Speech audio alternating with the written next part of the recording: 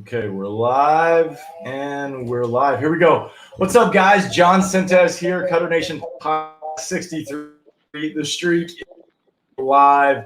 We're every day, Monday through Friday. Yeah, how many days in a row? I know, we're like nine days in. Yeah, we're almost two full business weeks of consistent content and trying to get stuff. First, before we get going, please rate, review, and subscribe. Mash that like button if you're on YouTube. It helps the algorithm. It helps us get our message out even further to the people that should probably hear some of this stuff. So without further ado, Cass, help us out with David Weck. David Weck, how's it going, man? It is going fantastic, guys. There's been a little bit of delay in the audio. I hope you guys can hear me okay. Yeah, you sound great. Sometimes the Wi-Fi, we just got to roll with the punches with this connection stuff. So again, if sometimes we have to jump off, just roll with it. Cool. Yeah. But anyway, absolutely. For those of you that don't know David Weck, David, tell us who you are, how you got started. Okay, so my name is David Weck.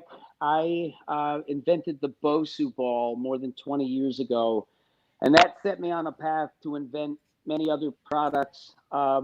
Some of which are literally changing the way that human beings locomote and changing what I'll call the rules in the fitness industry. It's a positive take under where we are. It is death to dysfunction, and it is a cultural revolution where we are making every step stronger for everyone in the most God's honest way, which we can measure with time. And because we're able to get results that have never been gotten before with the best athletes, by changing the rules and saying, wait a minute here. We're fighting the ground, we got to punch down. Why are you swinging the arm up? Ooh, and things like that. Revolutionary. So we're going to have some fun. Yes, absolutely. Hey, go for it. No, the BOSU ball. Like you got to give more context. Our buddy Rue, where we go from, he said it's been one of the most instrumental tools to him ever. So we're in a gym that loves the BOSU ball. But I will say this: I have never ever seen somebody outside of your gym actually know what the heck they're doing with the BOSU ball. I know it's crazy. What it is.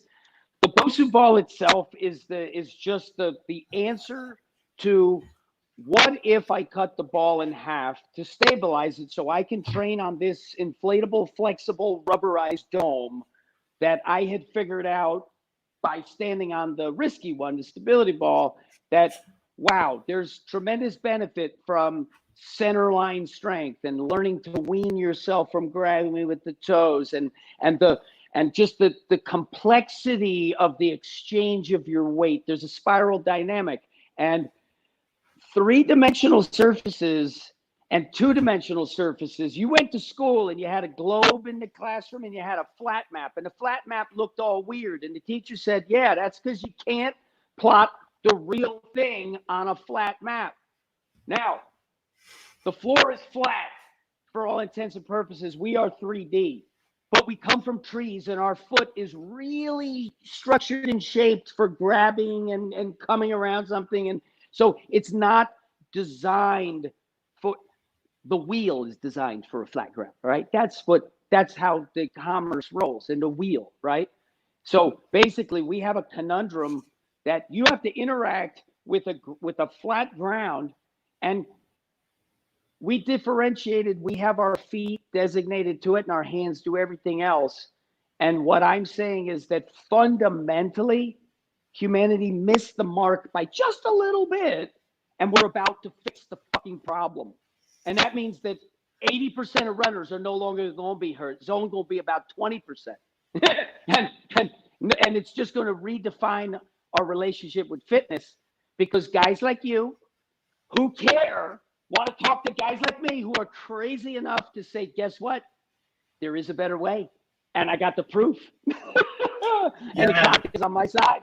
We're crazy enough too. So dude, I want to talk about the pulsers and the ropes so much, but I want people to understand the context of how we get to today, right? So with the BOSU ball, I want you to tell me a little bit more about the first years and like really go back, because a lot of our people are not going to understand it, and I think the context is important. Yes. Okay. Great. So basically, the BOSU ball is an inflatable ball cut in half, and what makes it special is when the platform is on the ground, it's this inflatable dome that's actually stable. Okay, and it's the stability, so it's a balance of stable and unstable, because the thing is not going to go out from under you, which means you can trust it and you can let go and load it with full capacity. And that's the key, is you got to teach the nervous system to let go and load with absolute full capacity, and not train yourself to be hesitant. Like setting up and bracing yourself to resist some force in a weak position, which is anti-rotation in a nutshell, makes you hesitant. And it impairs your ability in those moments that matter, the reflexive moments that matter, when the signals are going to fire fast. What you going to do? Now, with the BOSU ball, here it is in the beginning, all right? I'll set the stage. It's 1999. Everybody has quit their job because everybody's a day trader now, because the internet.com bubble is going nuts. Oh, I don't paint houses anymore. I'm a day trader. I just doubled my money in a month, right? The money was everywhere, right? And I invent the BOSU ball. And it was at the heyday of the instability and the Swiss ball, the stability ball, the, what do they call it? The resistable, the flexible, they had a bunch of names for it. And they were selling probably as many as 2 to 3 million stability balls a year in the United States alone back then, per year. You had everybody talk about stability balls. And there was a guy, Paul Check, who's a real pioneer in the industry, got a lot of great stuff. I saw a picture of him standing on the ball once, and I was battling back pain. So I was living in Manhattan. I was an actor, rollerblading only. I'm efficient. I love efficiency. So and I'm extreme. I do whatever I do it 100%. So I literally didn't wear shoes, regular shoes, for about 6 years. I was just wearing skates most of the time. And my feet got so weak that I hurt my back and I couldn't resolve it. And I didn't know the difference and didn't care back then. Just fix the problem, take some painkillers and go. And it was the stability ball that started to give me relief, because it's dealing with your reflexes. Everything comes down to the reflexes. And when they trigger, they trigger. And when they don't, they don't. And if you're sort of guarded, it's like you're on the hook all the time. And so this reflexive resetting is a way that opens up the channels and lets force flow. When force flows, we feel good. When force gets restricted, we don't. And so I started standing on the stability ball, and just some benefits started happening in my body. It's highly risky. And I would jump onto one. I would jump from one to another one. And I also did the Feldenkrais side of it, which is the side where you're doing minimalist stuff. I would close my eyes and try to discern the slightest gradations of force and difference. And one night I closed my eyes and tilted my head back on a big 75-centimeter ball. The New York Knicks were playing the Spurs, losing the finals in the NBA. And I was in my little 200-square-foot apartment, balancing on a ball, tilted my head back. I fell off, landed on the ball, did a backflip, and landed against the wall across the big apartment there. And I kicked my feet reflexively, saying, I can still do that. Thank God I didn't break my neck. I was genuinely scared. And it was that night that I was like, how do I keep this training going? Like, my feet are like, my back is starting to feel good. Like, how do I keep this cat-like stuff going? And I said, what if I cut the ball in half? And then it was like, holy shit, what if I cut the ball in half? Oh my God. They sell 3 million of them balls a year, and this thing's better. It'll cost more, but it's better. Oh my God, I'm gonna be a millionaire. And I was a starving actor at that time, and a personal trainer to make my living. And so basically, in that moment, I knew this is my ticket. So I just boom. And I was fortunate that my brother had already succeeded in the internet world. So I had an angel investor, a family member. All right, here's the capital, go. You see? And that means, and I had the guidance of my father who could protect me from certain sharks, because trust me, you go out there as an inventor, and if you sign the standard arrangement with the government, then you got nothing at the end of the day, right? So I came at it guarded, with funding and with some advice that I could really trust, and was pivotal to setting me up. But then I decided, listen, rather than build an empire and sell this thing, I'm gonna license it. It's good enough. I'll collect the royalty, and then I can devote my time to more study. And I knew in that moment, I was like, I'm going to become the world's foremost expert on the subject of balance training. And what's going to make it real is I'm going to measure it by locomotion. God damn it, if I can get you to go faster from here to there, and that's true, and that's balance. Balance is just coordination. Think of it as not, oh, don't fall down. That's a very low threshold. Think of it as how coordinated everything, where and when it needs to be, when it needs to be there. That's balance. So in that sense, a guitarist has tremendous balance. Everybody has balance at what they specialize in. Baseball player, tremendous balance to hit the ball. But we all share the common locomotive function, and it's an upright bipedal locomotion. And I was smart enough to set my sights on mastery of that function. And then what happened was the BOSU ball opened up tremendous doors for me. So I met a man named Dean Brittenham, and I was selling I was selling handmade units. I sold it to the ski team first, handmade, and I charged them money.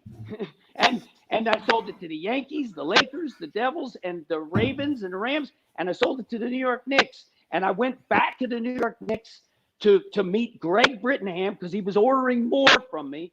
And he goes, you got to meet my father, Dean. He's in San Diego. It's the Shiley Sports Performance Clinic. You got to meet him. So book a flight. Me and my dad go out to San Diego, and I meet Dean Brittenham, and he's talking about ambidexterity and whole brain thinking and all this stuff that's just, not just the meat and potatoes get somebody stronger, but actualize the individual. And he had all this stuff. So it set me into like, oh, BOSU came from both sides up to describe it. But after I met Dean and started working on these theories, it was both sides utilized to describe your brain and your body. And that shortly thereafter, I discovered the rope. And it was actually through a product. I invented a product called the Quick Hands Bola Trainer that I'll bring back one day. But it was 2 balls on an elastic bungee cord, and you could fling this thing out and send it back and forth. We achieved speeds of more than 110 miles an hour, where you're sitting there and you go boom, boom, boom, boom, and literally, because the speed gun would go XXX if you went past 110. Hold the speed gun, fling it right at it, XXX, boom, right, and you could catch it. So it's the hand-eye coordination and the proprioception of one hand knowing what the other hand's doing. And then I was doing a conference back in 2004, I think, in New York City, and I met Buddy Lee.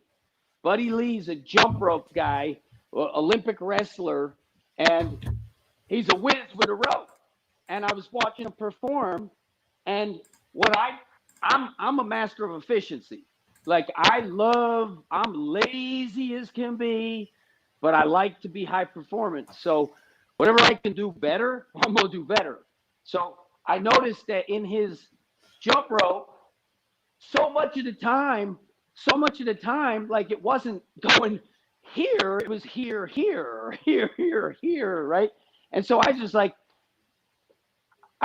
he gave me one of his ropes, and I took it home, and I just said, all right, for 30 days, I was on the plane flying into San Diego, going over Mr. A's downtown. I'm like, for 30 days, I'm going to train with that rope, and I'm going to get just as good as Buddy Lee, but I ain't going to jump through it not once, because I'll never catch up to that guy if I spend all my time jumping. And I was smart enough to know, because I like dunking and jumping and running fast, so I was smart enough to know that you don't jump rope for 20 minutes. You want to be very springy and powerful. Right? That's boxer training, not big ups training, to jump rope. So I basically decided I wasn't going to jump for 30 days. 4 patterns will emerge. It's just like what happens with a human structure in a rope. If you don't jump, you got to rotate, and you're either going to pronate or supinate and cross or uncross. And, you know, it's like there's certain fundamentals that there's 4 patterns that emerge. And what happened was all of a sudden, here I am in San Diego training with a rope. And I had tried studying martial arts back in New York City at Wing Chun, Bruce Lee's first start. And the class was so terrible.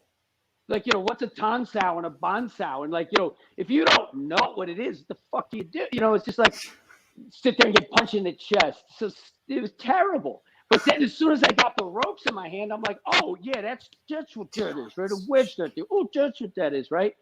And so I recognized that I could weaponize my entire body by patterning the ropes and make myself. How'd your dance skills come along? Oh, the dance skills come along too. But what it does, the rope makes you more programmable for whatever it is you want to learn next. Everything. It's like it's the universal key that you there's always an in. And it's so basic, the awareness that you get, you just keep on getting more and more receptive to the cue. Like, oh, I need to do how much? Little, like, you know, the subtlety and the nuance of the gradation and the quality of it. It's a reason why all boxers are good with a rope. And the best boxer ever, Sugar Ray Robinson, didn't jump through it so much. So I've been playing with it, and I haven't tried to do anything on purpose. I've just kind of let things reveal themselves. I think so. I know I can drag and roll, but I can't sneak. But I can feel where the sneak is going to be. And that's the funny thing is, like, I can see that things are coming. I can, and you know, and anyway, that's just like, it's one of those things where I'm the kind of person that wants to know what I'm about to do. Like, I want that security, but at the same time, you've been so instrumental in me. Like, I don't care what, I have no idea what I'm going into these sessions looking for, and I don't care. And not having that agenda, I'll tell you, yesterday when I was, I don't know how we're going to get here virtually, because it's going to be a lot of explaining what we're trying to do with throwing. But the pulsing running, I'm starting to realize, do you tell me if I'm crazy with this? Okay, so I think everybody's going like legs go, and then the upper half is reacting to the legs. And I feel like the pulsers force you to go upper half, lower half, upper half. Is that a crazy way to think about it? No, it's the correct way to think about it. But basically, what it is you want to do all the work in the air and be there when you get there. So when I'm going, you're shifting your entire weight. So right. I'm like, as I don't know if you see my whole body, but if I'm here, right? If I'm on this leg, I need to get my mass over the top of this leg to be there when I land. So I have to be there when I land. I can't hold myself in neutral and be not there, because it's like the force vectors aren't productive. You're not productive. And it's this right here. And the hands, everything has to gear together. And the hands basically are the thing that catches up at the right time. And it's this. There's 3 phases to being on the ground: landing, launching, with the loading moment in between. Hopefully only one of them. if you're sprinting, not some big clod, spike. But the hands are coming in, and you're touching down. So there's actual contact with the ground, and then the hand action will deliver a jolt through the upper quarters. And the jolt could be spiraled, but there has to be a loading that goes through you in those microseconds in between landing and the peak load that gives you better launch. And slow jogging, everybody does it. So yeah. If I just come slow to you, it's I mean, it's like you have 2 little snare drum sticks here, and it's just a little this, right? And you do that over. I mean, it's like if you don't even have to be very athletic, and the ball, you know. And that's how I start. Every time I put the pulsers in my hand and I go to run, I try to do as little as possible. And then all of a sudden, I'm just bouncing. I'm like, okay, now I can run. And yes. What you need to do is it's the timing. If you're being instructed to swing the arm, you're being instructed to do something that is biomechanically not correct for that particular action. Like it's insanity. And who doesn't teach? Some people don't teach much arms, but who teaches arms and what do they teach? It's nothing but this swinging nonsense. Complete, and it's complete nonsense. Tom Cruise. And here's what I'm going to argue. If I go to a restaurant and I'm there to have the best meal from the best chef, if there's one thing that ain't right, how can I trust anything else? How can I trust if you fundamentally get it wrong and there's a smear of excrement on the plate? You're telling me to brace my core neutral and hold it neutral? Is that what you're telling me to do? How can I trust anything else that you have to say? This is the stuff. So I'm not. You can go on that all day long. But this is the thing: is if you look at David's stuff, he talks about this, right? So this content is everywhere on Weck stuff. Yes.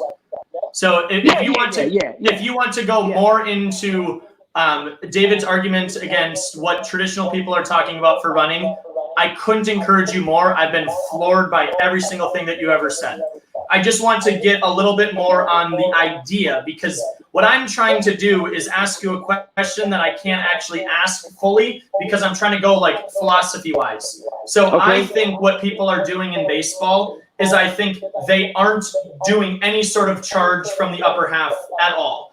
So I'm saying charge in like, how would you pulse down as you stride sideways to throw? How would you pulse down as you have a bat in your hand? And I don't think it's the same exact thing because it's not as springy as running. It's not like jumping. It's more of like this buildup of energy, right? And we have that's where rotational intent and the anatomy of your hands matters. Okay, and so my go-to expert in the sport of baseball, my personal go-to expert is Marlon Byrd. Everything that I do with baseball, Marlon is my first phone call, and together we're literally revolutionizing techniques with ways to steal second base better, ways to like where we're show that right now. Okay, I'll show that right now. So it's my favorite thing in the world. Yeah, I mean, and faster's faster. You see, and all it takes is someone to like. All it takes is people actually doing what works better for it to become the reality. So basically, if the pitcher's there, what I can do is I can coil and put myself in a position where it looks like I'm going to get caught, where Ricky Henderson gets to. I'm not where he starts. I'm where he gets to because I've coiled here. So now my first action, there's no false step. It's boom. I drive this shoulder and I send it and I catch up and I hit a pulse and I'm running. Yeah. And I could beat Billy Hamilton for the first 10 feet. And everybody's teaching the drop step. Yes, exactly. And they're not teaching you to run properly with the double down pulse for crying out loud. I mean, show them how to go back though. Show them how to go back. Okay. Yes. So basically, what it is when I'm here, right? When I go back, all I do is I guide this right hand pulse. Boom. I'm here. I'm ready to go. Like I got the jump and I got it, but I just boom, and I'll get back faster than you with your freaking conventional techniques. And And David, this is what's so cool is this is what's awesome about the pulsars. I mean it. If you just watch David move and then go try to copy him, the movement reveals itself when you have pulsars in your hand. Like, I don't have to know what I'm doing. It just shows me. These things turned out better than we had thought they turned out. The only problem with them is they're loud. Like, they do make dogs hate me. Dogs hate me. But again, in a world that is so competitive, where you have guys willing to possibly put little radio devices on their fucking chest. Yeah. This is a legal advantage. It's good for you. It's good for your kids. It's good for your mom. It's good for your dad. Honest physical education. That was your audio gets really bad when you're loud. Just okay. Sorry. That was an Astros reference if you didn't hear it. So I have the headphones on, so I don't even know how loud Dude, I am. I love the passion, David. I love the passion. Sure. It sounds like we have a similar idea of what we feel like is wrong. You know, like what's happened is, and I think in this coronavirus crisis that reveals bigger crisis, which is, okay, what are we going to do about the debt, the fact that we got to reset humanity here. And so what we have to do is, this is either an opportunity to fall prey to oppression and just completely unfair stamp the creative life out of human beings at all, or we can start telling the truth to one another and build trust and a whole new relationship from humanity. And I think the second option's better. And physically, that's what's so powerful about this. Physically, is this here sets the foundation. It's so democratic. We have one of our trainers has a foster child in Guam, and on the playground in Guam, she taught all the kids how to do this, which is some piece of rope that's laying around. And you take a good athlete and you give them like 8 weeks of running these reps. I mean, it's an alternating bilateral pattern where you get to fill it in and you get to say, like, okay, what am I doing right there? What am I doing right there? Boom. Like, you have this replicable thing that allows you to ramp up your confidence. When you're not in the mood, trust me when I say, this is the most reliable, effective way. When you're not in the mood, you're sore, you're not in the mood, this here, you just start doing it. It's literally like jump starting the vehicle. If you shift your weight, you get the spirals going, and you get that center of the storm, and you're in the middle of it, you guarantee that you're organizing your brain's electrical energy through the motor sensory cortices to harmonize like that. And you can take this frontal cortex and say, hey, let me borrow some of that good feeling. Let me borrow some of that timing. Let me borrow some of that, like, oh, I haven't hit for 3 innings. Well, I can focus my mind and I can get in the batter's box and I can get on base. I mean, you think about baseball, it's such an amazing game. And I want to talk to you about throwing too, because the dart, when you watch Deion Sanders exist, okay? Deion Sanders exists with straight fingers. He's a straight finger guy because this right here springs all the mass of the arm and the hand, the tensional balance. And it's because the tendons that attach right here to this last joint, they start on muscles that are right here. But at this second joint, you're across the elbow. So if I do this here, you'll notice that guys like Jordan and, guys like Deion and Randy Moss, they don't do grab. They're not grabby. They're always this. They fold their fingers. They don't grab their fingers, because this right here cuts you off from using the spring action of the suspension system, the long tendons that cross joints. And I noticed this when I discovered this position, the core fist. I was doing these winding and whipping drills where I was winding up to that position here and whipping here. So I was doing like this super fast, right? You know, and I would just gather to here, just gather it to there. And then Floyd Mayweather was fighting Shane Mosley back in 2010. And in the second round, he hit Mayweather and he hit him like, oh, he's going to go down. And I jumped up so excited and I was here and I'm like, ah! And it turned out to be disappointing. He didn't. But then later that night, I went like that. I was like, oh my God. Like that is, you cannot make a better position in terms of the triangulation of the bones. Now, as soon as I felt that, it dawned on me, wait a minute. You can hit down and create an impact force that bounces you off the ground faster. And that's when I recognized, oh, that's what Dion does. Lawrence Taylor, Darryl Green, Walter Payton, like name guys. And you watch them in slow-mo, and that's what they do. Now, with throwing in football, quarterback takes the ball, right? And they get to throw in that nice way like this, where they never hurt themselves. And they have to stay tall because you can't finish and follow in there. You know, you get hit, you got to throw it over the guys. So that, what they'll do is they'll post up the opposite hand here like this, like it's on the football. Boom, you'll see the hand go out in this extended here. Turns out that a baseball guy who's trying to get more rotation will most often take the glove and pronate the glove to create more rotation, and then they'll supinate the glove and bring it in and hopefully down so that your mass is going forward. I'll show you from here. Yeah. So normally in baseball, you're going to take this and then that's going to happen, right? So what we've done is we said, all right, instead of doing this, let's dart.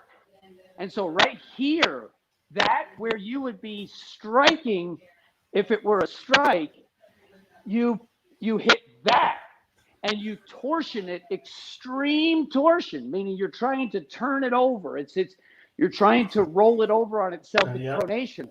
Yeah, I feel and that. Now, when I have that, and I just let that drop without going to a supination, I can ask Andrew Martinez the time that like he did it the first time. The accuracy and speed both increased, and it's a technique that if you practice it and you learn it, you're actually putting. You don't supinate. There's no rotation in that movement. You hold.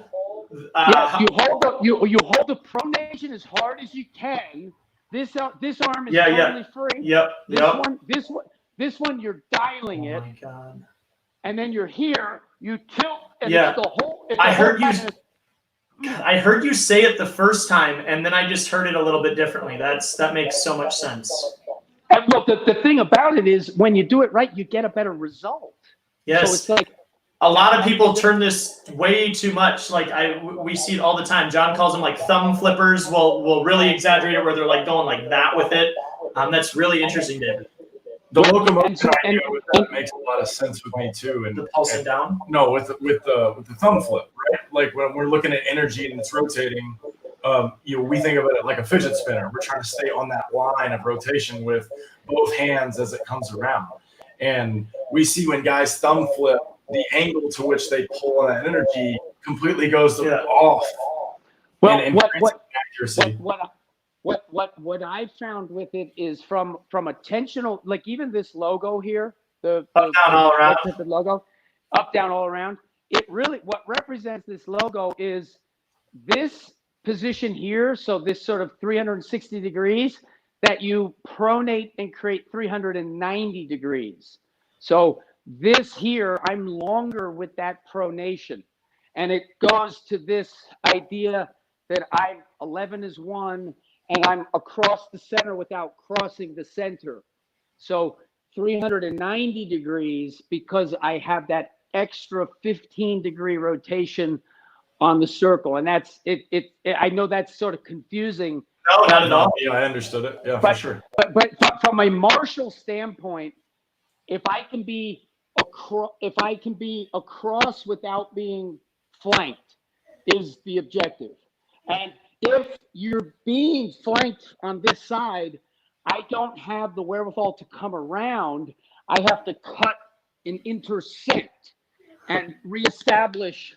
So if I'm here and you're flanking me, I have to reestablish to face force, because you have to face the force. Do that one more time, slow motion at the camera. Oh no. Someone's calling him. Phone call. 1 second. David Weck's over here blowing our mind. Well, phone call. I think we lost. Oh, he's gonna have to jump in and out because of this. Hold on. So hold on. We can't hear you. Hold on. So we just restart this. He just needs to jump back in. That's all he needs. I just kicked him out. Sorry about that, guys. David Weck going over some impressive stuff here. So this is going to look like a swing is what I'm saying. So what he's about to do, I saw a swing, and so I want to see him show that again. I want to see what he says about the...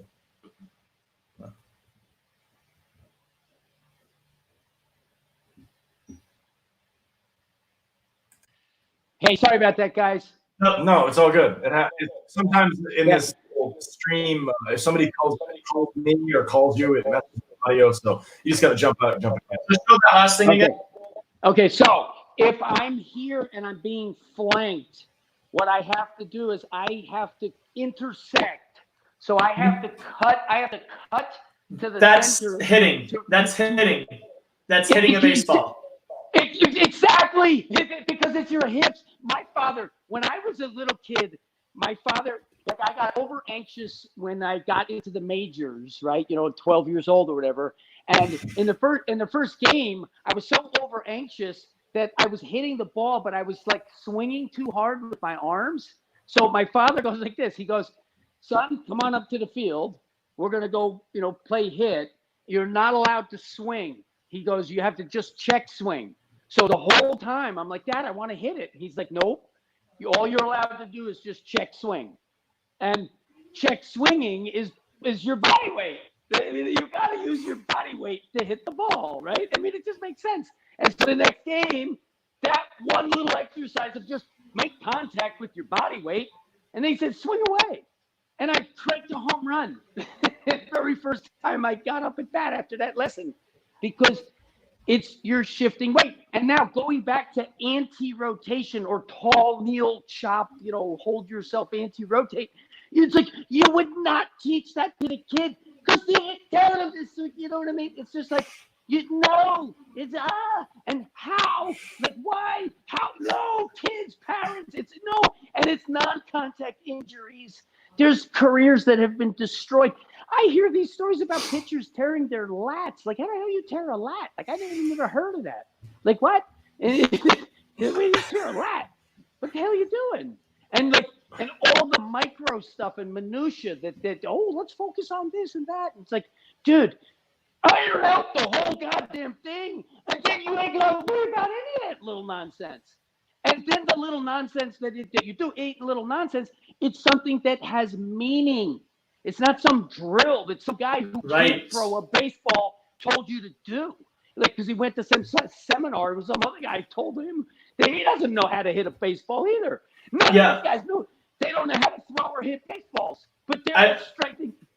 Yeah. So question. So I keep on saying I want to talk about the hands. You've talked a lot about the hands. I'm pretty sure that I stole this from you, that the hands are fast and coordinated. Can you tell me a little bit more about the brain's connection with the hands and how that plays into proprioception and performance?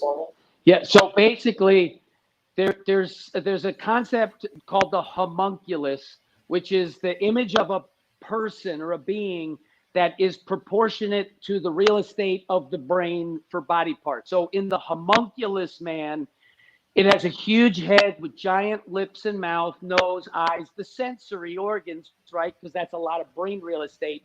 And the hands on this homunculus, from a motor cortex standpoint, there's nothing bigger except for the tongue and the mouth. Like the hands have so much real estate in the motor sensory cortices, which are sort of like the mid part of the brain. It's like it's two things connected by the corpus callosum, and the motor sensory cortices are like these channels that your hands dominate. It's like this is prime real estate in your brain is your hands, and it only makes sense. And your genitals have a tremendous amount of sensory, and your feet have motor and sensory. But now through, I think, evolution in the short term, we've basically designated our feet as locomotive assist principally, right? And you do everything else with your hands. And so the plasticity will only develop the real estate in the brain. So you'll only grow it that which you do, that fires together, wires together.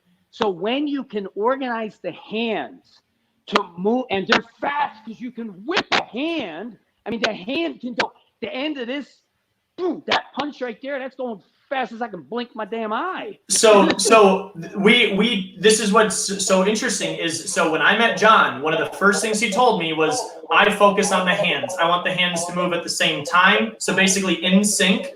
I want them to not cross, and then I want them to move past my front hip. Now, regardless of like, if we want to agree on exactly what we just said, the point is that I saw development happen faster than I had ever seen it. So very humbly speaking, the speed that we develop skill in throwing right now is on par with anything that I've seen in the industry. And we don't have the clout that a lot of other people do, or the resources that a lot of people do. And so I've been asking everybody, tell me more about the hands. How could this be, what would make this make sense? And you're the only person that's helping me make it make sense. So I think the only other thing I would say is, I think that what's been so confusing for me is, I think where they're making the mistake is the kinetic energy coming from the ground. Like everything comes from the ground, and they're missing how skill is developed. I'm saying that's the narrative that's making it confusing, right? That's what's making it confusing. The problem with the narrative is it doesn't come from the ground in origin. You have to load to explode. So you gotta be able. You have to. Okay, so let me stand up for a second. Let me stand up. Okay, so I'm going to make some claims here. Okay, so we're teaching people to go like this. Okay, now I like your dart idea, very interesting, but I'm just talking about this position.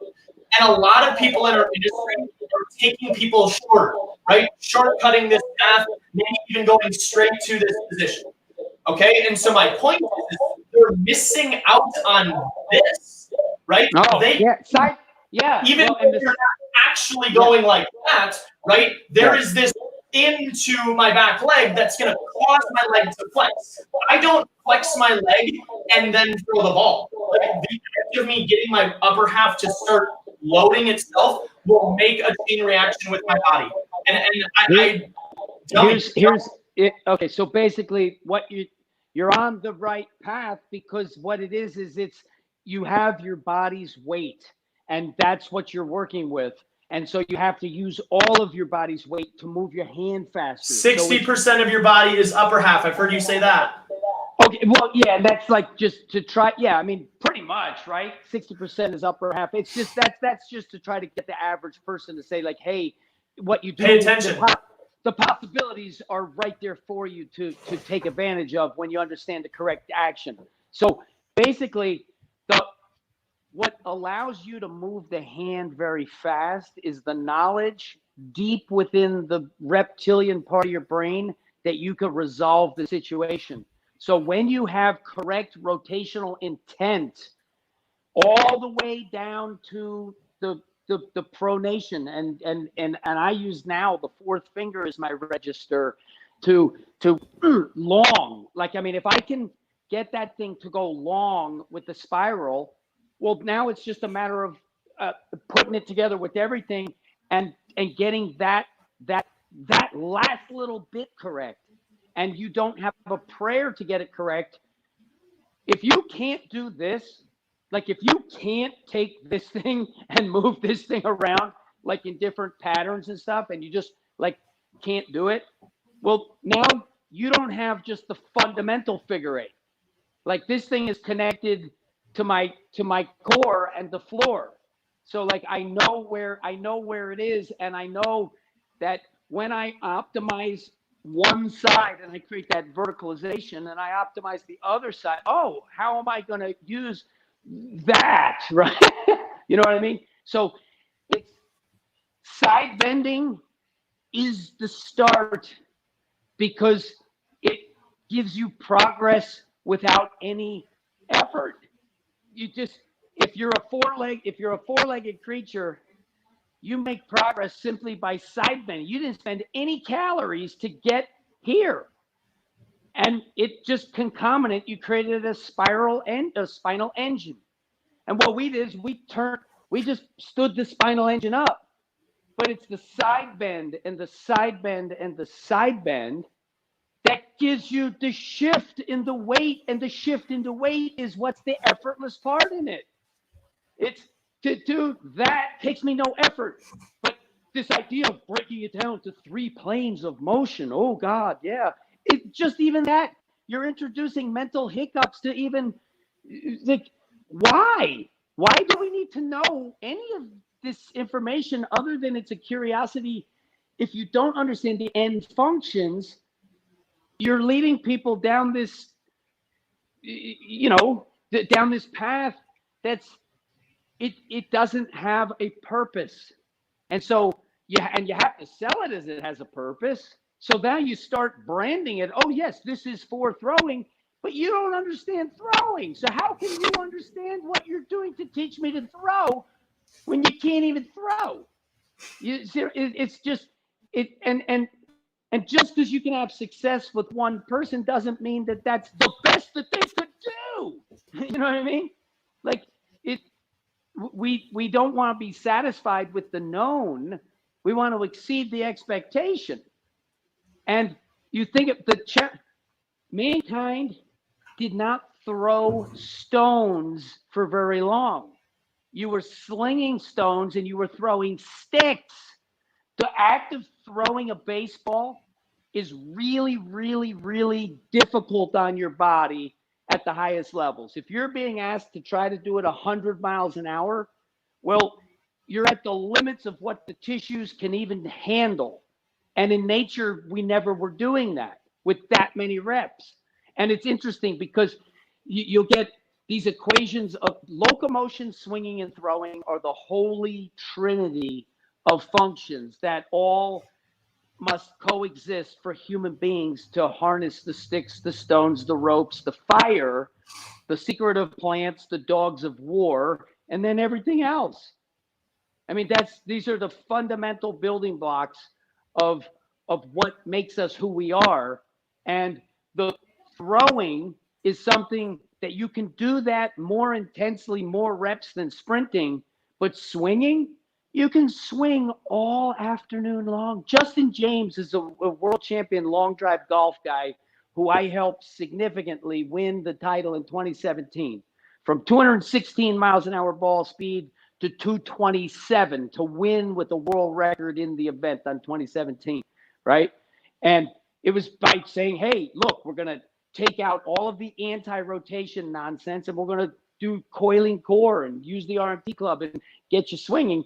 He'll go to a practice. Sometimes his best rep is number 200.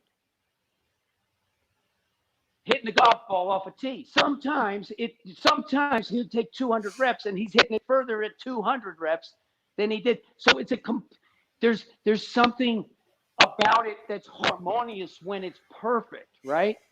Throwing ain't that. Overhand throwing, quarterbacks don't hurt their shoulders because they don't have the burden of having to be here. If you got to be behind a baseball, it's an art form, and we're only going to get better at it. People such as yourselves laying the heat on the experts who don't have an answer. You see, that's what's so interesting, is the experts who teach what is known. If what's known is not optimal, well, then they're behind already. but so you're in you front just place. you just said behind the baseball, but then you've talked so much about how rotation can happen like in a motion, right? And it's like, oh my god, because I've talked a lot about how people talk about just that move in general. So that moment as the ball's coming out of our hand, if we're actually rolling through supination to pronation, you can time it where you're behind the baseball only when you need to be behind the baseball. Right? Yes, and listen, I personally haven't figured it out to the point where I would be satisfied that I figured it out, but I did figure out that I can throw the ball more accurate and faster with less wear and tear. Yeah. When I dart and I use my whole body. So I'm using I get the dart, I tilt the dart, and it's my whole body. When you talked about the verticalization of that, I brought that back immediately, right? Yes, that was so easy, yes, right? And verticalization. That's exactly what it is. Verticalization. Yeah. And so you verticalize on the back leg, and you have to make a forward move, but as you're moving forward, you verticalize the back side, and then you shift to your front side, and you verticalize right there. So that was. And this is the crazy thing, David, is like, this is the benefit that we get working with 8-year-olds and 30-year-olds is that some of my 8-year-olds express that verticalization with, they're not even trying, right? They just do it. And then I see high schoolers and college players that have been taught out of that, like the lack of head movement. And it's not the lack of head movement, it's when does the head move, right? And how is the head moving? Yes. Listen, so what has happened is the cooks in the kitchen are in desperate need of new ingredients and new information. And this is a great take on what I'm doing with my fundamental exercise is at the fundamental level, the locomotion level, is I'm saying it's a great take under, and you have no choice because faster is faster. I put on a lot of antics and a whole lot of stuff that I was, personally injured and hurt, that my BOSU ball has taken so many slings and arrows over the years that's so unfair. And that hurts me financially. It hurts people. It's just not, and it's a bunch of bullies who don't like the BOSU ball. And there's hundreds of thousands of them out there. And they post like campaigning against the BOSU ball because it inures them with the narrative that anti-rotation is the thing that you have to do. So I'm probably the world's greatest crusader against anti-rotation. And I'm not crusading against as much as I'm saying, look, I have the solutions. Like I'm not just pointing out problems. I'm saying we can eliminate and the non-contact injuries. I mean, especially like, and it's going to be a big come to Jesus for the coaches who teach incorrect. 2020 was going to be a big year for them anyway, because this is getting known. But now, like, it's just going to be, there's going to be no taste for the willful ignorance of yesterday, because it's like, why, dude? You have to think about. Let me give you another one here. So I know one of the first things I learned from you, just the green dot. Okay. And so this has been the funny thing about your stuff, David, just honestly is it's hard for me to articulate what I know to be true. Right. So it's so obvious when I saw you walk, like you did a LeBron impression. And when you try to be somebody else and are so good at it, I'm like, I know I don't know what I'm looking at yet, but I know exactly what I'm looking at yet. You know what I mean? So anyway, the green dot part, I want you to somehow, I don't know how to say it, but the heel part, right? Everybody's saying drive through the heel, drive through the heel. And when you talk about the green dot, I think that gives some, I don't even know how to say it. You can talk about it better, but the driving through the heel and where you are on your feet, go into that, please. Okay, so basically, you need to harness the power of the posterior, the power of your heel, and your fourth and fifth toes, the metatarsals right behind the toes, they do that. They're connected to the heel, and they extend and leverage the power of the heel so that you can be in the ball of your foot with the power and substantial nature of your heel, the ground floor. And it's just, that's anatomy. Okay. And it's the outside ball of the foot. It's the green dot. It's where that initial contact of an athletic foot will happen, okay? Because you need to have substantial skeletal support in order for you to not fail, right? And the problem is the people dive into pronation too early because they don't. First of all, your gait is something that is it's as difficult as playing the piano to do it well, right? So anybody can sort of bang on the keys and you can recognize the tune, but to do it so it feels good and you actually like it, it doesn't hurt, it's nutritive and generative. Well, you need guidance. At least I did, and I came into finding this on the BOSU Dome. There's a power zone on the BOSU Elite when you put your feet back and you're in the power zone. So your toes are at that power line or just, an inch forward of it. You reference, what feels best for you, but you have this cocking of the spring into the dorsiflexion, but it's not dorsiflexion only. There's the downward slope from the inside heel to the outside ball of the foot. That's a downward forward action. Your weight has to be moving forward in your base to the outside fourth toe is the reference point. And now your weight distribution is such that you're forward of the calcaneus. And when you put the drop on, you have a shin angle that is productive. And it's so subtle that if you put a grain of sand inside your shoe, you'll feel the irritation. It'll mess up the timing of the whole thing. And with a shoe on your foot, it's really hard to figure it out. And picture like sex with a condom versus sex without a condom. And now think about take out a splinter with rubber gloves on. I mean, it's just, you can't feel, right? So we have this conundrum, this problem that the shoes prevent you from feeling like if you just ran on a sidewalk barefoot, there's a certain amount of just right now intelligence that's gonna reduce the harmful impact and translate it into a manageable impact where if it's the hydraulics and everything's suspended correctly, it can actually be nutritive where you're building bone tissue and it's good for you. But it's a subtle line. And when the shoe prevents you from even understanding that, which it does, and I'm even a good barefoot shoe, if you put it on, you don't have the pattern yet. So, and then the shoe protects you from not doing it correctly. And then you don't pay attention, you don't notice for 20 years because it doesn't matter. But it's 1% off, 2% off, whatever, it's off. And suddenly problems manifest. You have TMJ, you have all this stuff because you're not resolving the fundamental pressure every single step you take. And I just had an acute experience of that, weakening my feet with rollerblades to the point where I couldn't even walk barefoot. My feet were so weak.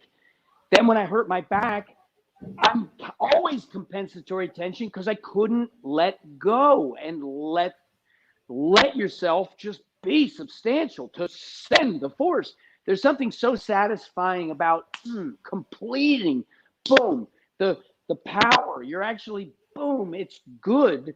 And it's hard to learn. And so now you're being taught in your exercise program that you need to brace yourself neutral as the departure point for all other things because we have to honor the barbell. It's just like, and then you're doing drills like you do sprinter. You watch like and even the great athletes fall prey to this. You watch that's so sad, man. You watch someone like a Deshaun Jackson warming up to run. He does a whole bunch of this stiff, holding himself like this. And then when he goes to run, it's this. It's just like you could just eliminate the whole fucking warm up because you're not warming up. You're actually setting the seeds for injury with disjointed, 3 planes of motion. If you start introducing cortical tasks and demands into the movement itself, be very careful because you're only messing it up. So trying to even isolate and train, we're training this, plane. Hey, you're only doing that because you don't know the end functions that you should be training. You don't know locomotion. You teach that all wrong. And you don't know the sport specific thing either. The strength coach is going to lose his position on the team. It's not even a very well paid position, frankly, most of the time, right? And the big stars don't even train with that trainer. They train with their other trainer, right? So who do you think right now is outside of WeckMethod? Who do you like in the industry? Who's doing a good job training? I'll tell you who's doing a great job training is Tyler Ray. He does jump training, Project Pure Athlete on Instagram. Tyler Ray. He does vertical jump training. He's great. He's doing a great job. I agree with what he teaches. If our work coincides, he actually uses WeckMethod as fundamental building blocks to his teaching. And it's what I like it because it's a measurable thing. Jumping is sexy. I used to practice it all day long when I was 18 years old. I mean, I could dunk a volleyball because I, practiced a lot. Yeah. And tell people about Donnie Thompson. Oh, Donnie Thompson. So Donnie Thompson is the world's first guy to officially lift 3,000 pounds in a powerlifting competition. That means a bench press, a deadlift, and a squat for a total weight move, 3,000 pounds. He's the first guy to do it, and he did it twice. Now, the controversy is that he wears a suit to do it, like it was suited lifting. That the powerlifting went to suit so you could do that much weight. But nevertheless, Donnie Thompson is a guy who he's just a magnetic personality who's always seeking to solve problems and accomplish great things. He played football. I played football. So we relate on that level where you're willing to sacrifice yourself for the game or the sport. And so powerlifting, if you're going to go in those rarefied air, it's a battle to not get a hernia and not pull tear your pec or whatever. Those will end the game for you. And he invents like body tempering. That's using heavy weighted cylinders. Tell people about that. Because we know a guy, Nick Batts, at our old gym. He's also certified through you guys with body tempering. So we've been introduced to it, and I know that you talk a lot about. I've seen everybody just sit on them, with the lung. Tell us more about that. So with body tempering, what's great about body tempering is you're able to approach your release work where the nervous system gets to be at absolute zero, as opposed to if you lie down on top of a foam roller, there is some effort being done by you to prop yourself, right? And there's some inconsistency on the pressure of that thing. As it's discomfort, like you actually will increase tension and move yourself.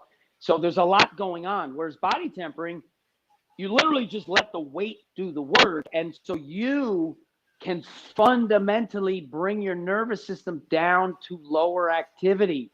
And it's, the irradiation of force. If you're gritting your teeth somewhere, well, guess what? It's irradiating. So the idea that you can reach that point where the tissue is being just pressed to like just take the sponge and take all of it out, and you don't have any residual tension within yourself that's preventing you from getting those last little things out.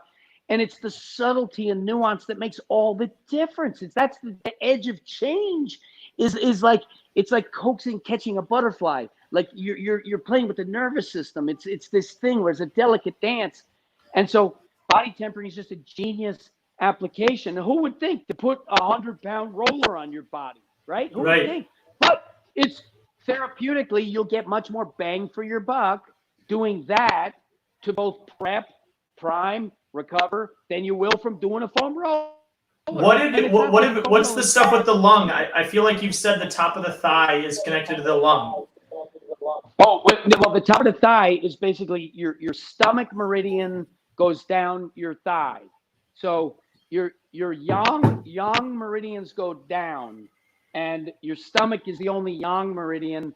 It starts on the face, the stomach, and it comes down, hits the nipple, comes down here, and then it comes down the front of the leg, the stomach out on the outside here. So your quad is your stomach meridian.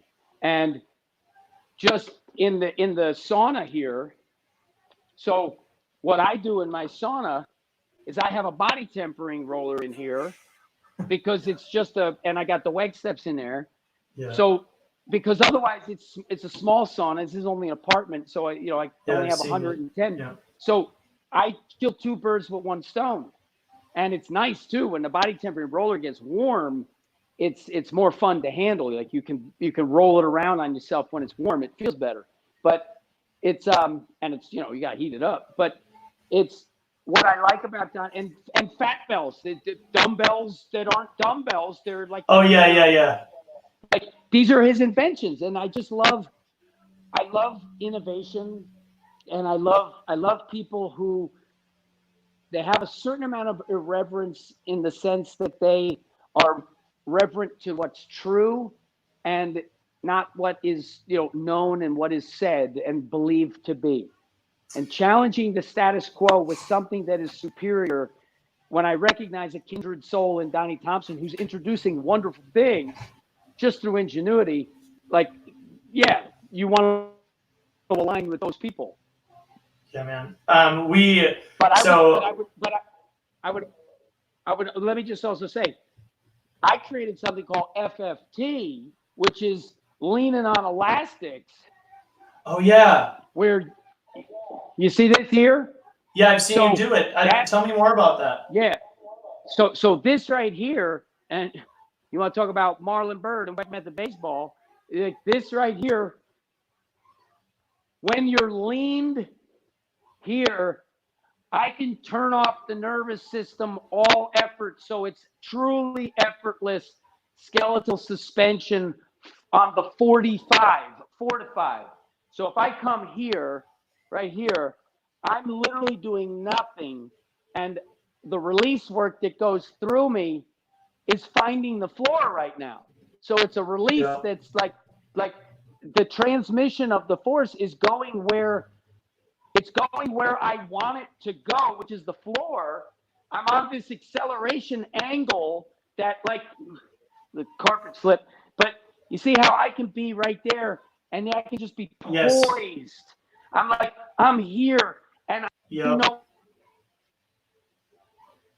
another phone call. Okay, so while he gets back on, because we can't hear you, so you're gonna have to jump off, but I'll tell him what you were doing. So I've done this. I've gone down there, and I've been on the Weck steps, and so the Weck steps are pitching you slightly up and slightly supinated like this. Okay, so you'll even see. So when he's talking about the BOSU ball, he's talking about getting his toes higher than his heel and then rotating them out. So when he's in this right now, I've actually experienced that. I'm just getting them up to date of what I've felt in that.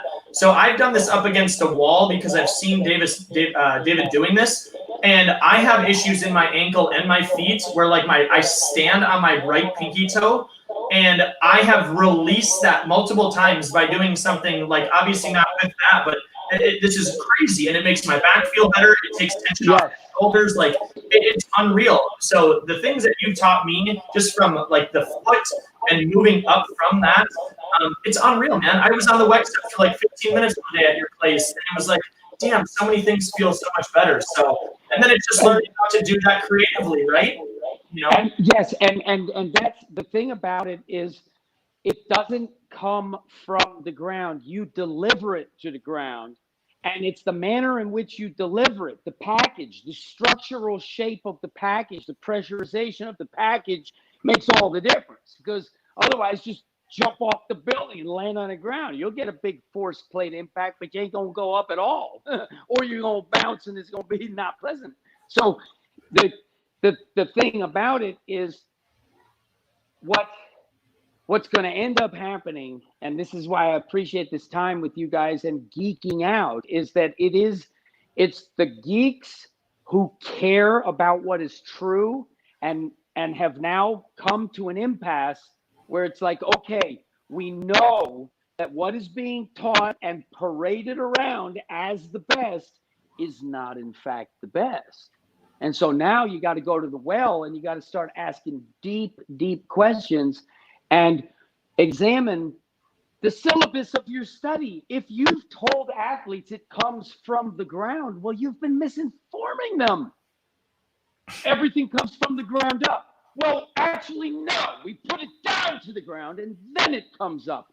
And that's a very important detail. That means we're not going to be bracing neutrals. Zip up your core. Hold yourself stiff. Like, all this bullshit is going to go away. And we can, as an industry, we can finally be communicating with each other, as opposed to having an industry that's imbalanced, where you have those with authority misinforming other human beings.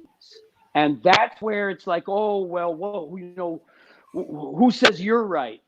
Well, I would say that the clock says I'm right, and that reasonable, honest, hardworking people say that I'm right. And it's only those who've been misinformed who say that the people who are misinforming are right. And it hurts. Nobody likes to learn that what they know is not true. Let me just inject myself in here, because I'll say this, man. Like, there needs to be some sort of exploration and training, period. And just the fact that that doesn't exist in so many programs, right? The freedom to figure things out, right? And so I've just been so impressed with that. I've been so impressed with how you create context. This isn't just like, you're not just talking about your opinions. You're creating context, like, historically. It's so impressive. So I know not everybody that watches this is going to understand where we're coming from, and that's cool, you know, but I really appreciate how open and honest you are with how you're going through it, what WeckMethod is all about. I mean, your team is unbelievably impressive. The team is really, the key is that if I didn't have the team, I would still be very successful, but I would be sort of a kooky, crazy, you know, it would be a little niche thing, and it would be super high performers. But what it is I have a team that anchors this to the practical reality, which is most people don't have the amount of time that I have to geek out. And can you tell me about Chris? Because I want to know how you know Chris, because Chris is unreal. It's such a great story. I mean, they're all unreal, but yeah, it's such a great story. And it basically, so what happened was, I'm very good friends with Chris Daly at S10 Fitness. And Chris and I are colleagues who we love nothing more than to get together and geek out. I mean, you know, and so Chris, this was back. Can we come to the next one of those? By the way, I want to geek with you. I have so many questions that I want to ask you about. And I want to know, I mean, like, you continue right now. I'm going to ask some stuff at the end, though, because perfect, yes. My brain is on fire. I haven't been talking very much because I've been listening, but I am pinging through the roof right now. Well, the answer is yes, absolutely. Because, you see, I view, when we march out of this crisis, one of the opportunities we have is we have billions of souls to uplift and billions of minds and bodies to physically educate. Because we can't, nor should we, force anybody to think anything, but we provide them with the God's honest information that if you want to better yourself, well, here is the formula. And there are certain rites of passage, this being front and center, where if you don't do the reps, well, you haven't earned the right to be as fluid as you're going to be when you just do the reps. And that's on you. Now you know. And that's like, it's going to be I want to make it I want to still dial in the competitive part of this, right? Because the problem with competition and railing against all the problems is you make it all Pollyanna nonsense, Nerf football. Oh, well, we're not allowed to tackle. Okay, yeah, that's one way to solve a problem that doesn't solve the problem, right? There have to be winners, there have to be losers. And right now, we need the truth more than ever to inhabit the physical bodies of human beings, because it gives that person a chance to now resonate with a common harmony as their neighbor who's also interested in optimizing themselves using the electrical frequency that can be generated by spinning those hands in figure eights, listening to a song you like, training with someone you're doing. getting so good at something that should literally just be muscle memory in every single person. You don't even need to teach it. It's just something that human beings do, is where I want to take this to. Because then we can all live a better life. It's like, if you're going to be a gatekeeper to exercise, where like a person is going to pay you and wait to begin until you give attention to them, no, that's yesterday's personal trainer. We need coaches. We're giving you the information. You do the work, of course, and we coach you. Right? It works this way. I'm not here to babysit you and parade around and pretend that I know some protocol that, oh, we do this, and yes, we do this, and we do this. Like, that is done. But the problem is it's not done. But the problem is we can solve it so easily, and it's the mindset. And this is where I'm shifting gears. I'm not trying to be mean to anyone in fitness, whereas before this crisis, I was. Frankly, want to know? Before this crisis, I was like, any motherfucker out there, you want to deny this shit, I'll fucking plow your ass under the fucking ground. You keep your opinion the way it is, because you're going down, motherfucker. Now, the result is still the same, but now I'm not saying it that way. What I'm saying now is enough is enough, guys. I'm just trying to get attention, to point to the truth, to solve a common problem that we can literally, through better physical education, we can change the world and paint a future that's better for me and you and our kids. Now, here's Chris Chamberlain, comes into my office because, we knew each other through, we introduced or whatever to Chris Daly. He reached out or whatever. It's like, hey, I want to come in. And I was like, yeah, great. Come on in. I'll show you, I was going to show him the Royal Coil. And he came in, and I love him. He's such a pure human being. He is so honest. He is just so honest. There's absolutely no bullshit, no pretense, nothing. And so I show him the Royal Coil, and he leaves. He goes home and he presses a bench press with a kettlebell that he couldn't do, that he'd been trying a number of times to do and couldn't do. I showed him how to coil. He hopped in, he pressed the thing, and it was easy. He's like, okay, there's something to this crazy guy. So he came back, and he would just, he did this for several weeks. He would just come in once a week. I'd be like, all right, where are you at with the rope? And then, like, I give him something to do. He would go do more homework. He was like me. And like, I got all day. I got mailbox money. I'll roll that damn thing. As soon as I recognized that this would turn me into someone who you can't just go up and punch me in the nose, I rolled the ropes to get the reps in me to make the muscle memory. I learned this. Like, I've thrown a million punches into, like, I can punch something and break it with that. So when I was at WeckMethod last time, David punched like a bench, and it went in like a quarter inch. Yeah, and then later he's like, "Hey, look at my knuckle, bro." What happened was, around that time, I remember that was around like late 19, early 2020. I was so raging. I was so like fueled up and angry with all the bullshit that I punched twice something that you shouldn't punch, which is wood that's not, like, wood that's anchored to the cement fucking ground, and you punch it, and I put a big dent in that damn thing. Like, I did damage. And so now I'm like just coming back. So now I'm much more lighthearted now, but the intensity is still there. And I think really what it is we all fundamentally need to feel safe in order for us to grow, right? You need to feel safe. And this is the thing. Okay, so I got to stick up for you for a second, because if somebody stole as much money as people have stole from you from the BOSU ball and how they discourage it, like, I don't know how I would keep my shit together. I'm just saying, like, I know that I'm a little bit more open-minded. I have some patience. And this is the thing, is like, I don't see how people don't understand that, David. I'm just saying it's crazy.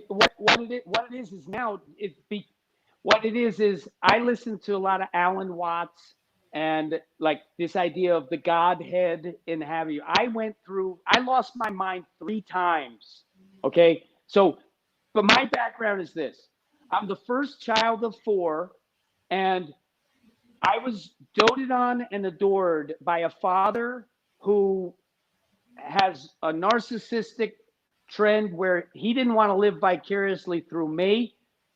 I was the second coming that he was, here to protect and to raise. Like, that's the pressure that was put on me. The standard of excellence was unattainable. But the love was amazing. And my mother didn't work. She just cared for the kids. So my first 19 months of existence, I didn't realize that I wasn't the second coming. Everything that I did was lauded and applauded and praised, and I was given every advantage. And my father they took me to the zoo, and I liked the lions. So he would put all this fortified, omega oils and shit in my milk when I was a little baby and tell me, it's lion's milk, David. The lions drink this. So I would drink it. You know what I mean? Like, until I realized I just want regular special milk. That didn't, none of that. But anyway, like, I come from that, and okay, now you dropped into this competitive world. And I was really good at everything I did when I was little. And so I was like 6 years old before I realized, like, holy shit, I'm not the best. Like, I lost a foot race to these 2 kids at my great aunt's house in Maryland one day. And I just didn't register. I'm like, holy fuck, like, I can't beat these kids. They're better than me.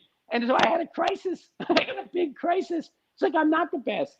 And then, nobody's meaner than school kids. You go around, it's like, it's just, you're thrown into this thing. And I'm suburban New Jersey. You got every advantage. Like, you're supposed to get good grades, play sports, go get a good job, And so I played football. And football, my father didn't let me play when I was young because I was skinny. And by the time high school came around, I was rebelling to the point where, like, if you don't let me play football, I'll go crazy. So I played football from freshman year through senior year in college, and I played it as serious as if I were going to the NFL.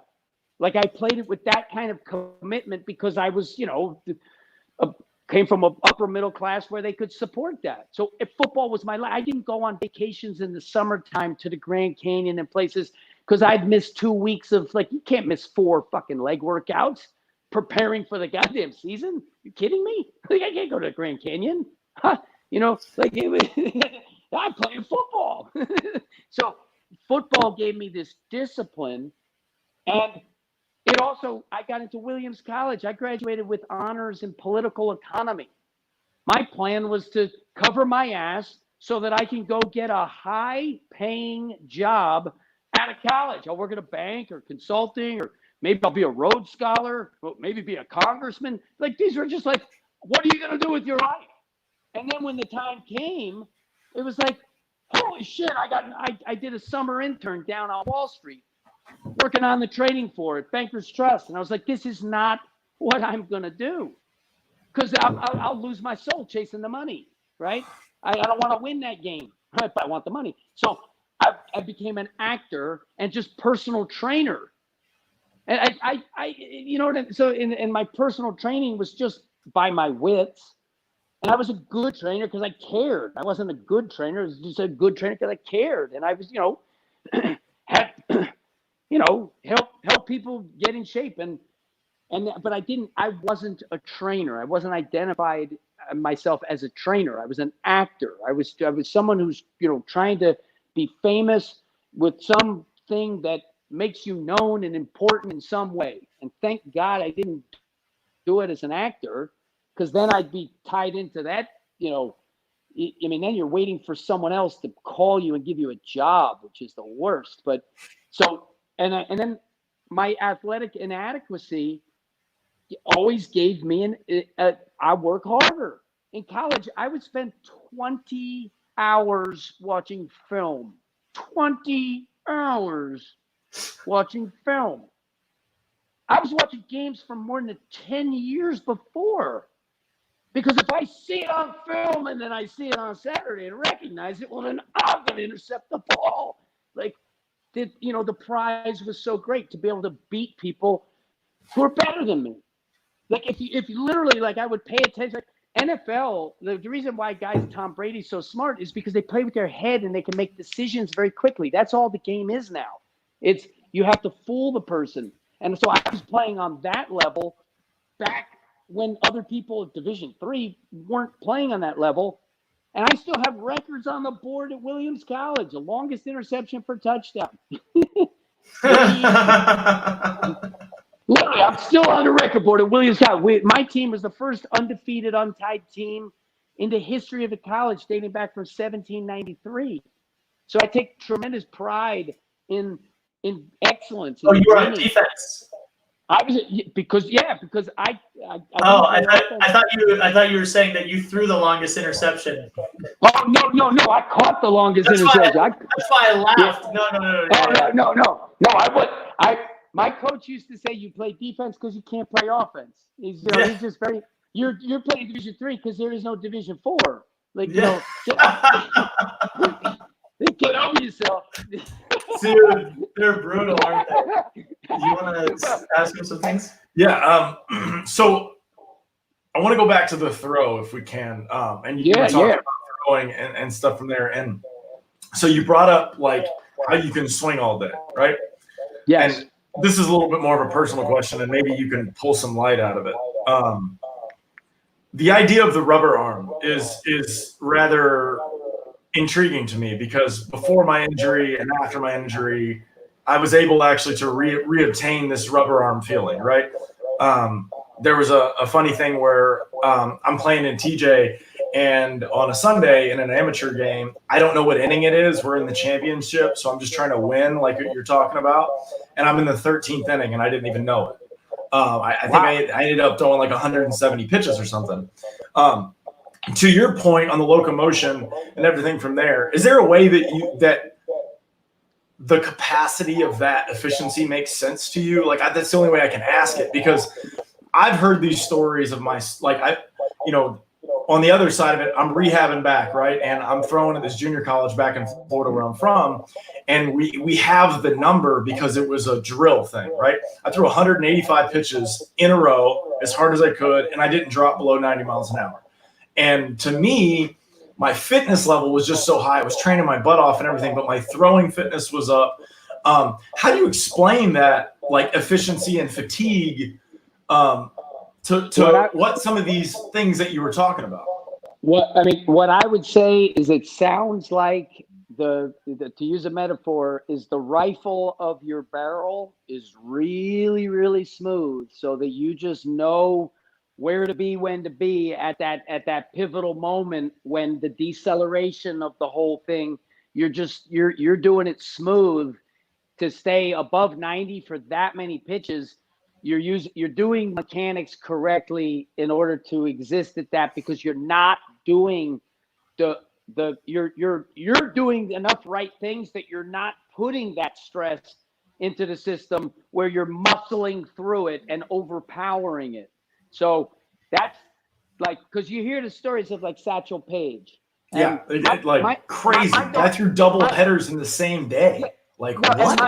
Well, there you go. You see, and that's where, like, my daughter's name is Paige, and it derives because I was so inspired by Satchel Paige. And what I love most about Satchel Paige was his efficiency. Like, he has a famous quote where he's like, "Don't run if you can walk, don't walk if you can stand, don't stand if you can sit, and lie down."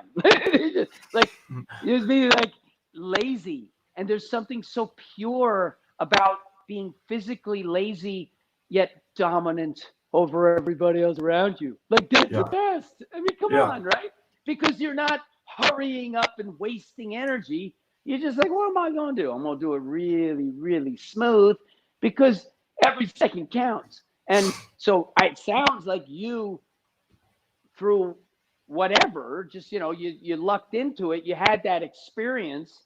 And so it's the key then, I think, is maintaining that as you boost up everything. So, the danger would be to have someone say, "Oh, I know what you need to do. You need to do this exercise over here. Get yourself, and then mess up the timing on the rifling of your barrel. Yeah. So the way I like to explain it is like, I've done so much research on this, especially, you know, I broke my elbow pitching in college, came back from a few surgeries, and when I got back playing and I was able to get my velo back up and make my way through it, I was able to play in Mexico, and I met some very interesting pitchers that were so against everything that I was taught. And every one of them were Latin, right? I played with 5 guys that threw 100 miles an hour, and they were doing these things. And so one of the things that I had noticed, I told about Cass. And so when we have the rules of throwing we're talking about, one of the things that I feel like that really makes me efficient is I don't try to stop my arm. I will try to let gravity do it. I don't try to decelerate. Wait. What you just said, is somebody out there telling you how to slow down your arm? That's exactly so. Like, even using the word decelerate, the decelerators, right? There's a school of thought in the throw where you're trying. That is so stupid. The decelerators are what it is they're balancers. They're not slowing shit down. They're winding it out to let it keep going fast until it winds itself out. The spiral resolves the circle. So basically, that's good. That hurt. Okay, hey, so but Max Scherzer, by the way, Max Scherzer doesn't actually always like follow through with his torso like we usually suggest. But there's pitches where he'll go so far this way, it's unreal, and he has some weird, and he has to too. But longer is stronger because there's no slack. If it's the longest it can possibly, if it's the longest it can possibly be, and it has to rotate to be long, you can't go straight. If you try to go straight, you're not going. It has to be long. And this is. So let me ask a little bit further. So there's actually a thing, right? These guys, it's called the conyo finish, right? It's not a defined term. It's not a defined movement. But it is, though, in like literally in the Dominican Republic, Venezuela, and Mexico, right? And basically what it is, if you reach your throwing hand as far as you can past your left hip, there's a max range of motion, and especially when you go with maximum force to that, right? Yes. And there's that recoil to it, to where your arm bounces back and it comes straight up like this. And you see so many Latin guys do it. Yes. And now I do it because I just don't try to stop my arm. And so we're seeing this happen more and more with these guys that throw max intent. You know what I mean? Listen, it's the only way that it can be done is by not putting on brakes. It's sort of like my son was on his skateboard. He used to skateboard, and he had gotten to the point where he could roll into half pipes and do a few moves on the skateboard. He hasn't done it in a few years. And we went out yesterday, and he's a little rusty on it. And I'm telling him, I'm saying, like, remember, it's full commitment is the game, right? So if you're going on a half pipe and you're apprehensive, that's what makes you fall. You have to go, like, you're going. If you're throwing, and if you're trying to slow your arm down, it means that you don't have you haven't defined your runway. You're jumping without a landing mat. And so I would say it's something that's it's not so much that it's being taught, it's that it's so allowed, right? So, one of the things that John brought up right when we met was how many guys will stop rotating, and that causes their arm to run into their body to follow through. Like there should be nothing in the way of the arm going, right? And it's really interesting that that's not even in the conversation, David, right? So when you're talking about not slowing down, people aren't having this. So just give you some context to it, right? Everybody's worried about like being able to put a number on it, and there has to be peer-reviewed research. And so everything is like going to be delineated into what's important and what's not important. And the problem is that the deceleration and how people finish the move isn't going to have high correlation to numbers. But this is where I'm saying that this isn't just about, did I throw it as fast as I can and did it go where I wanted to? It's like, can my brain actually understand how to reprocess that and do it over and over and over again in a way that like it wants to and it's not trying to? So it's so interesting that it's all I have to do, David, is get the hell out of baseball And I find that it's so obvious, right? Movement is movement. Yeah. And, you know, I know not everybody understands movement like you do, but anyway, that's just kind of where that's context. This gives me, because you guys have more specialized expertise in throwing. You spent more time thinking about it and doing it than me, right? So what I can look at something and I know if it makes sense. And from what you're describing is like, wouldn't it be wonderful where we can redefine it and kids are encouraged to go by feel, and especially in the younger years, don't even clock the goddamn thing at first, right? Don't go for the number, go for the consistency and the feeling that you're not sore. And it's so, and it's biomechanics, and it this idea that something needs to be peer reviewed.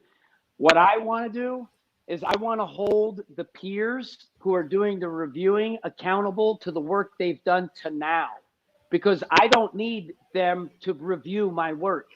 In fact, I don't want them to review my work with their peer analysis, because they don't deserve it. Peer review. It just so happens that at least in the exercise world, the #1 organization for all the research owes CrossFit about $4 million. Okay. So we're talking about like a hit job where a federal judge ruled that those guys deliberately tried to harm CrossFit with falsified data in a How do you Google it? How do you Google it? NSCA versus CrossFit. Okay, we'll leave it at that. There you go. Let people Google it, because here's the thing, and it's the same thing with the mainstream media. If you're gonna lie to me on one thing, I ain't gonna trust you on nothing. That's just my policy. If you're gonna bold-faced lie, then I ain't gonna trust you.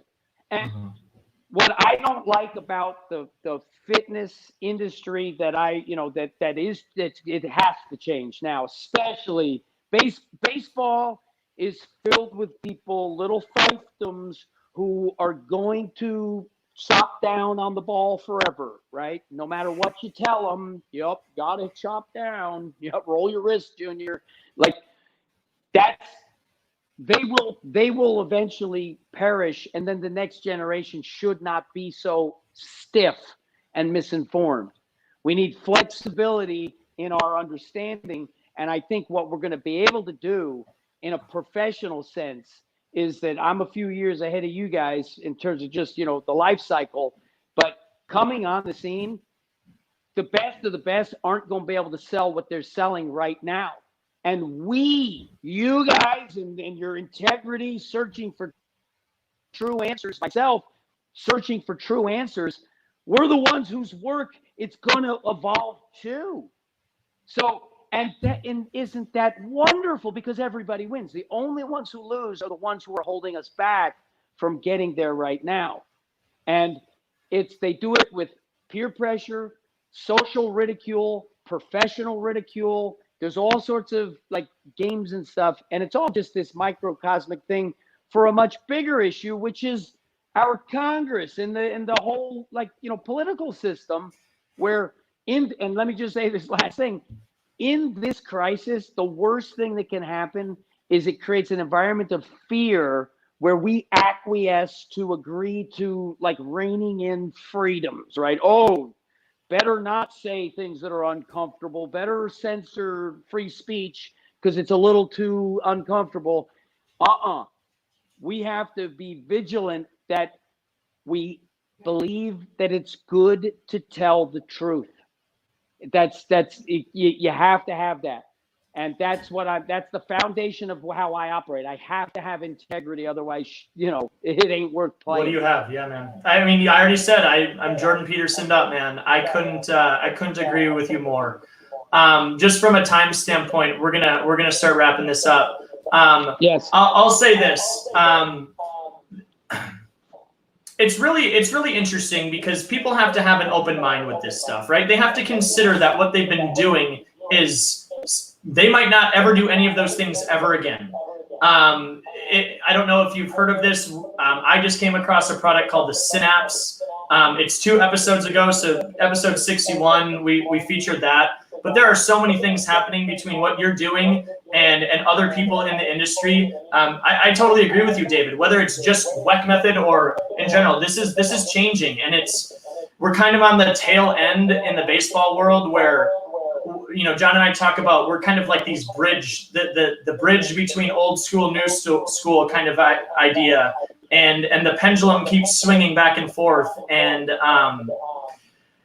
gosh, I'm just really excited for us to quit wasting so much damn time on the baseball field, because I got a lot of baseball players that just want to play the damn game, and I got a lot of coaches that just want to coach the game, and they're spending a lot of time training things that they don't need to be training, and it's not making them perform better. It's not making them feel better. And so in defense of you, when you start going into politics and when you start going, I don't know how you don't. I don't know how people don't, because this isn't just about baseball. This is about understanding how to critically think about what the heck is going on around you.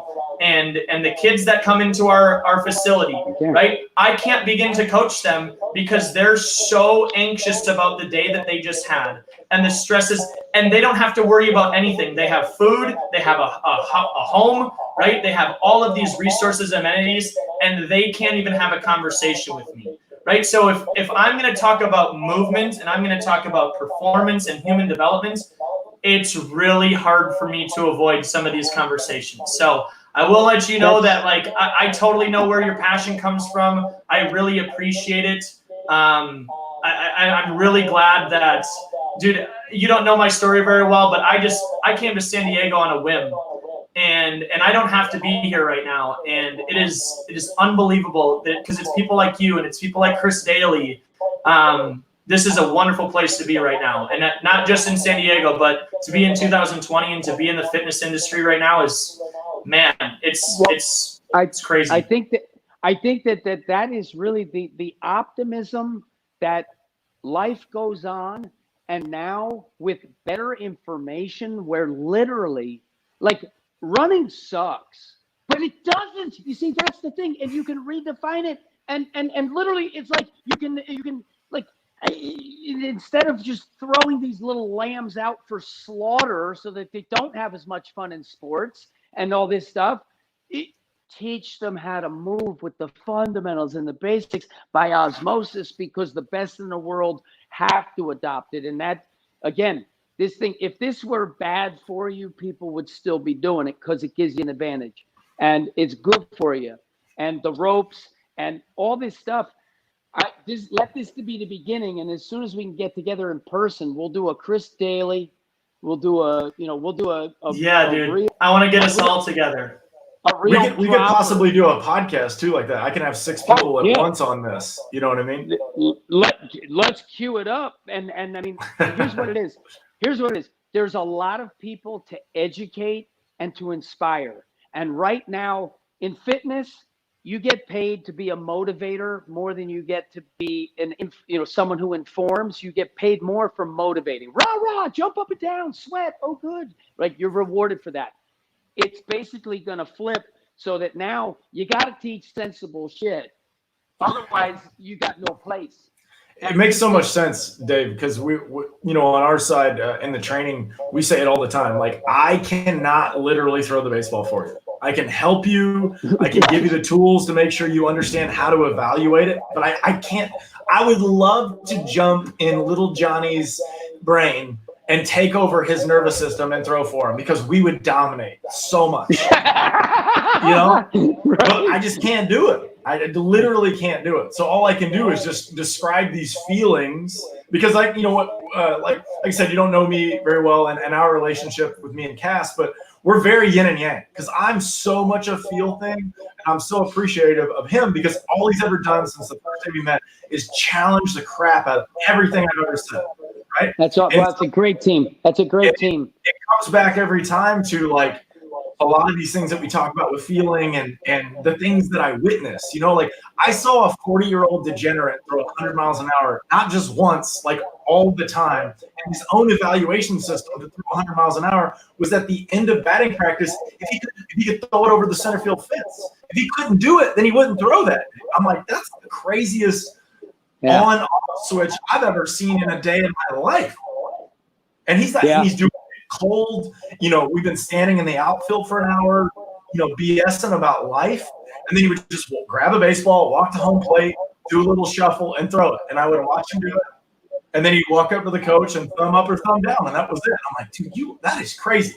That is the craziest thing I've ever seen. But looking back on it now, I rip baseballs all the time in the gym cold, and I'm fine. And people think that it's like, what?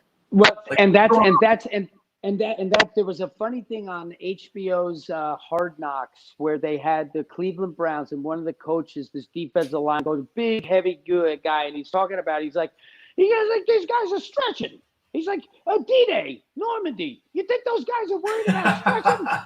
He's like, you sit there. He's like, you do your push-ups, you pull-ups, you jump. You know, it's just like, and there's something so pure and wonderful. Pure and wonderful. It's like, you don't, if you do the end pattern well, then everything flows into it.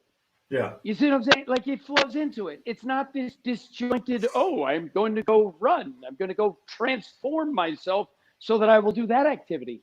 No! You stroll right into your stride. Yeah, sure. Well, this has been unreal, Dave. We'll definitely do this again. I really appreciate it. You hurt my brain. I have things to Google and research, which thank you so much.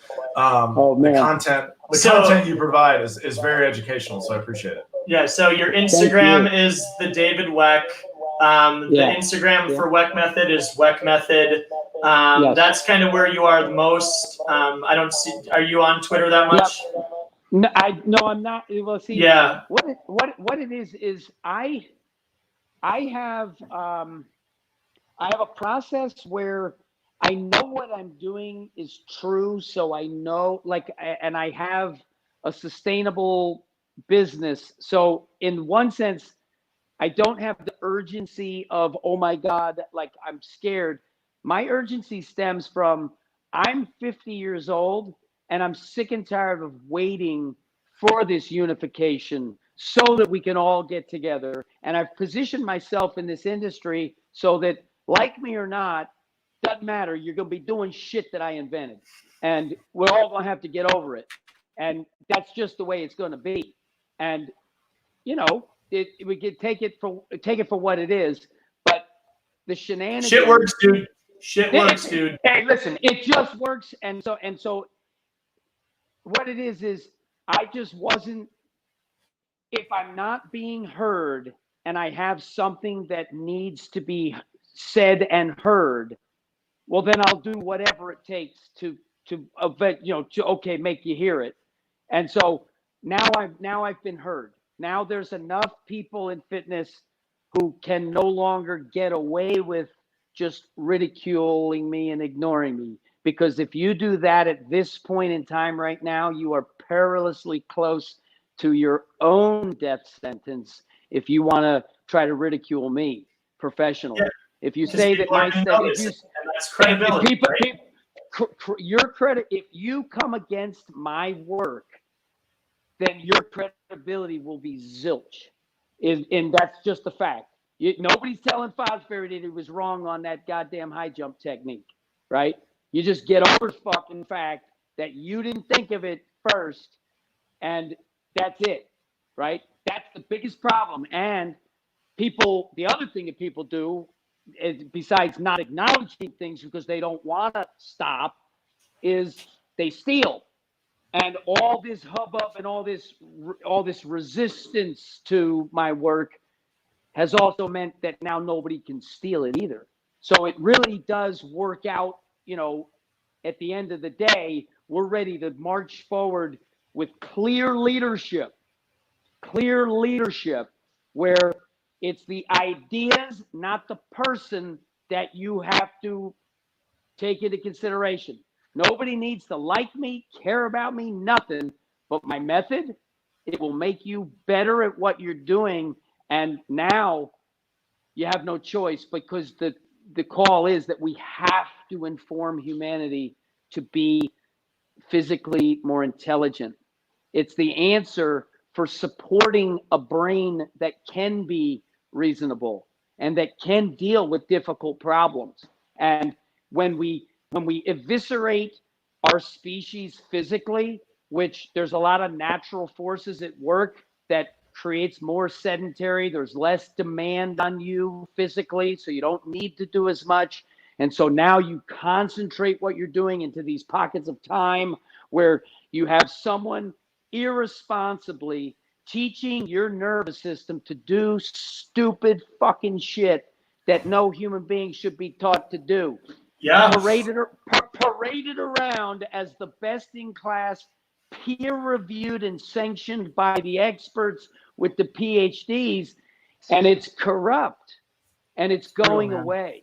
It's going away because the good sense is going to rule the day, and that's going to happen.